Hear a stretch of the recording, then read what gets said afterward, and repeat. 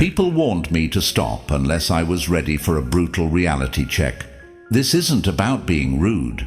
It's about uncovering truths most people aren't ready to face. Witnessing a brilliant, sensitive and mindful individual get stuck in a repetitive loop was painful.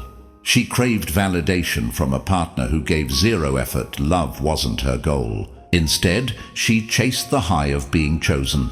Because it was rare, she valued it like oxygen. Consider this unspoken fact. Our brains are hardwired to love the unknown. Safety feels nice, but chaos that feels alive. When affection is random, our brain chemicals fluctuate wildly. These spikes and crashes create an addiction we mistake for a soulmate connection. Society trains us to feel this way. Countless people are raised believing that being wanted defines their importance. They think suffering for affection is noble. Eventually, the heart starts to confuse obsession with purpose and pain with a deep bond. Ancient wisdom shows us the risk here. Epictetus taught that letting someone else control our moods is like giving up our liberty. Our cravings become the collar, and they hold the leash. Scary, isn't it? Here is a shocking truth. Romance usually isn't about the other person. It's about our own internal voids.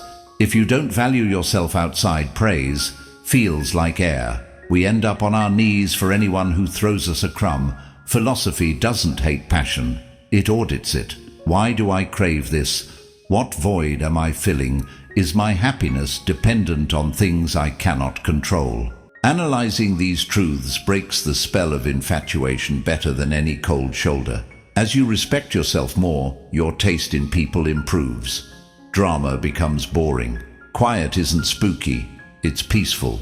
You quit hunting for sparks and start looking for harmony. Feeling uncomfortable right now? Good.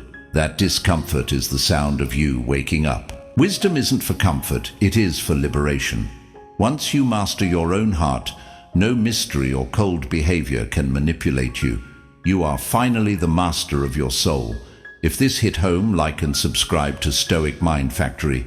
Together, we're sharpening our minds and guarding our peace, one Stoic truth at a time. We appreciate your support as we grow this community starting right now.